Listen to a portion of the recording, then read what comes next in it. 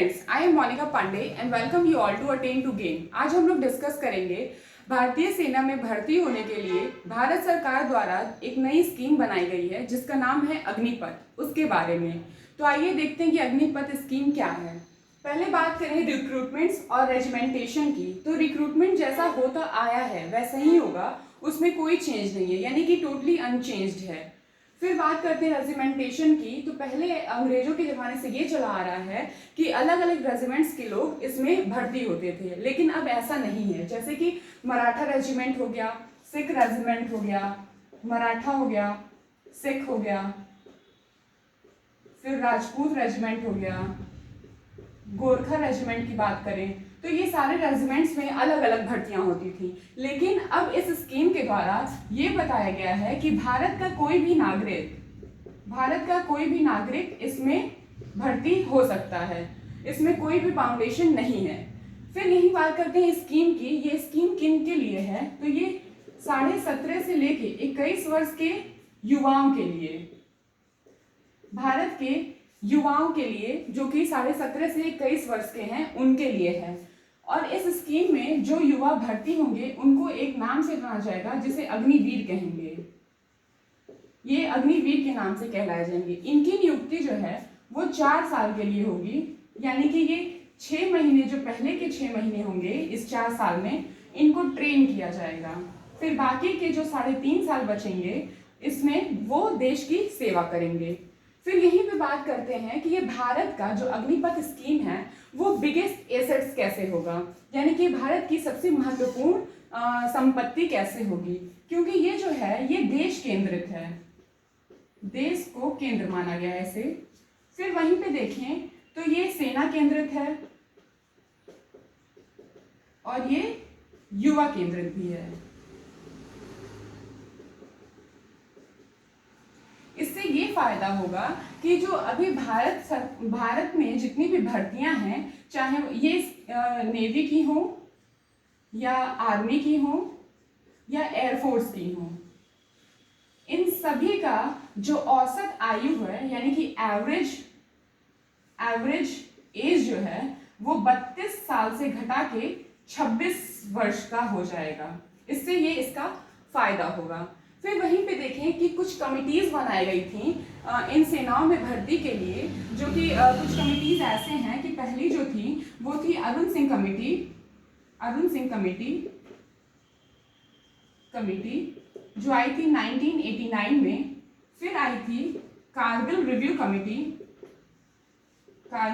Committee जो 2000 में आई थी। फिर वहीं देखें तो ग्रुप ऑफ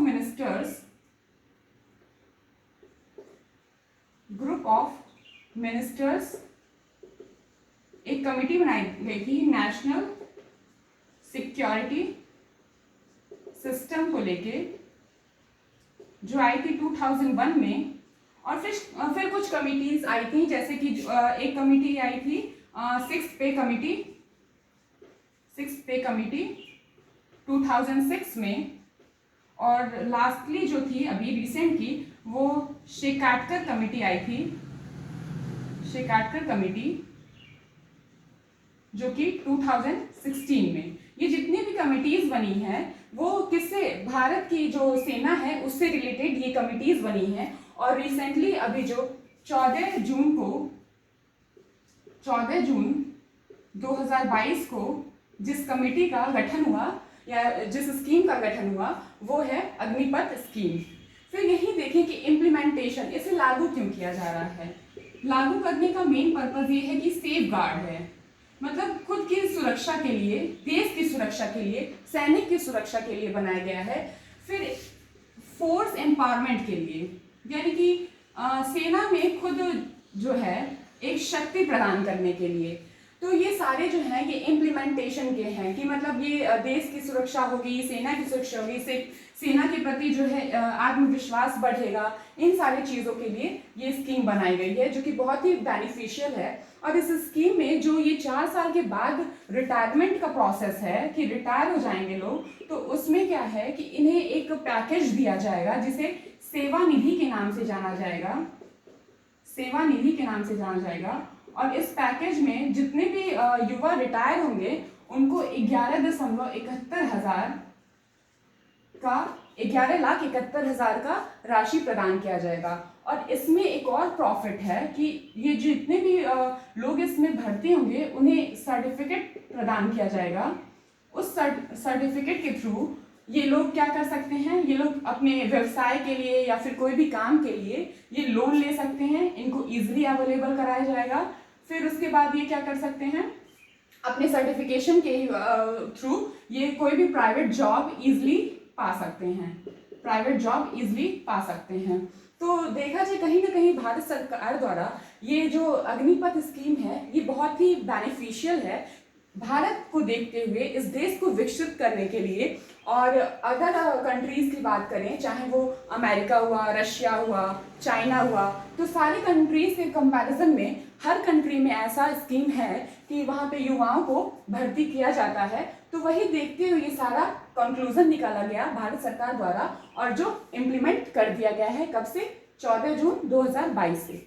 तो आज के लिए बस इतना ही। Thank you.